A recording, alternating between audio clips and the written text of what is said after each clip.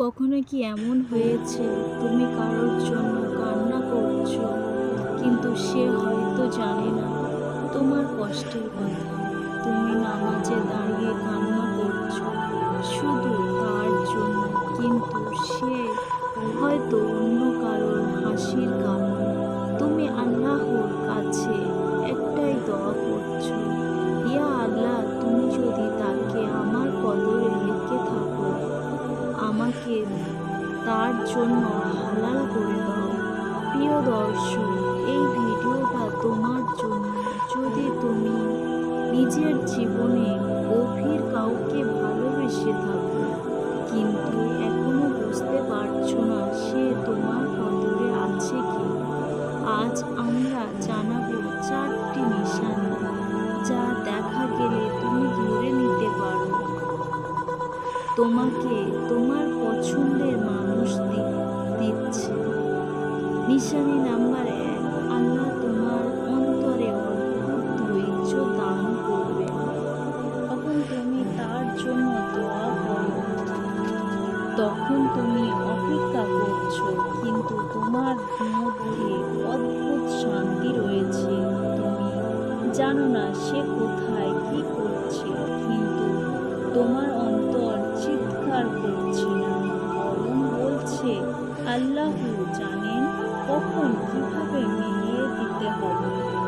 এটা হলো প্রথম নিশানি। তুমি অপেক্ষা করছো, কিন্তু তাড়াহুড়ো নেই। তোমার হৃদয়ে বারবার বলছে আল্লাহ তো বলে দিয়েছেন সবরকারী ব্যক্তিদের সাথে আছেন। কোরআনে বলা হয়েছে নিশ্চয়ই আল্লাহ ধৈর্যশীলদের সাথে আছে।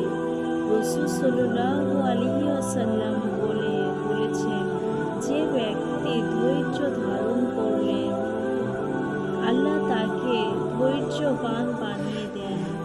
ধৈর্যের চেয়ে উত্তম বা বিশাল কিছু কাউকে কখনো দেওয়া হয়নি।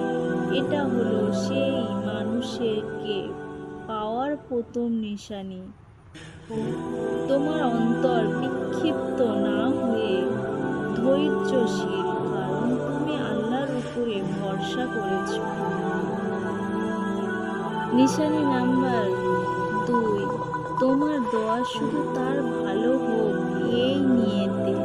ওর কাছে শুধু এই চাও না যে আমাকে দাও, বরং বলো ইয়া আল্লাহ, যদি সে আমার জন্য ভালো হয় তাকে দাও, না হলে তাকে হেফাজত করো। এটা হলো ভালোবাসার নিজের লাভের চাইতে তার কল্যাণ চাওয়া, কারণ বলা হয়েছে আল্লাহ জানেন অন্তরের গভীরে কি আছে। রাসূল সাল্লাল্লাহু আলাইহি ওয়াসাল্লাম বলেন, তোমরা আল্লাহর কাছে দোয়া করো, এমনভাবে করো নিশ্চিত হও যে তিনি তোমার দোয়া কবুল করবেন। তুমি যদি এই পর্যায়ে এসে যাও, তোমার ভালোবাসা হয়ে উঠবে ইবাদতের মতো, এবং এটা সেই ইশারা আল্লাহ তাআলা তোমাকে সেই মানুষকে দেবেন ইনশাআল্লাহ। নিশানা নাম্বার 3, তাওয়াক্কুলের পরিমাণ বেড়ে যাওয়া। তুমি ফলাফলে নয়, প্রক্রিয়ায় ফোকাস করো। তুমি ভালো থেকো, তুমি নামাজ পড়ো, দোয়া করো, নিজের চরিত্র ঠিক রাখো। তুমি জানো আমার রিজিকে যদি লেখা থাকে তবে কেউ আটকাতে পারবে না।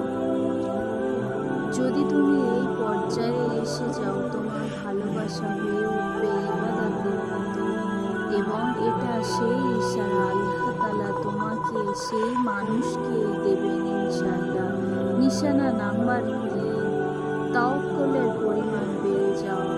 তুমি ফলাফলে নয়, প্রক্রিয়ায় ফোকাস করো। আর তুমি ভালো থেকো, নামাজ পড়ো, দোয়া করো, নিজের চরিত্র ঠিক রেখো। তুমি জানো আমার রিজিকে যদি তাকে লেখা থাকে তবে কেউ কখনো আটকাতে পারবে না, কারণ আল্লাহ কোরআনে বলেছেন যে আল্লাহর উপরে ভরসা করে তার জন্য তিনি যথেষ্ট। এই ভরসা, এই নিশ্চয়তা এটা প্রমাণ করে তুমি কাছাকাছি চলে এসেছো সেই নিয়তি যেটা আল্লাহ তাআলা ঠিক করে রেখেছেন তোমার জন্য। নিশানা নাম্বার 4, তার প্রতি তোমার ভালোবাসা তোমাকে আল্লাহর কাছাকাছি নিয়ে যাচ্ছে। তুমি তাকে ভালোবেসে গুনাহে ডুব দাওনি, বরং নামাজে দাঁড়িয়েছো, তাহাজ্জুদে কান্না করছো। তোমার ভালোবাসা গুনাহ থেকে টেনে বের করেছে।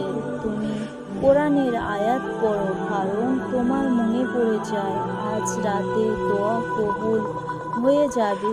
কোরআনে আল্লাহ বলেছেন, তোমরা আমাকে ডাকো, আমি তোমাদের ডাকে সাড়া দেব। তোমাদের রব অত্যন্ত দয়ালু। যদি তার বান্দা তার দিকে হাত তোলে, তিনি তা খালি হাতে ফেরাতে লজ্জা বোধ করেন। এই হৃদয়ের পরিশ্রম, এই ভালোবাসা যেটা তোমাকে আল্লাহ কাছে টেনে নিচ্ছে, এটা সবে তোমার কদরের মানুষ। প্রিয় দর্শক, ভালোবাসা যদি তোমাকে আল্লাহর দিকে টেনে নিয়ে যাচ্ছে,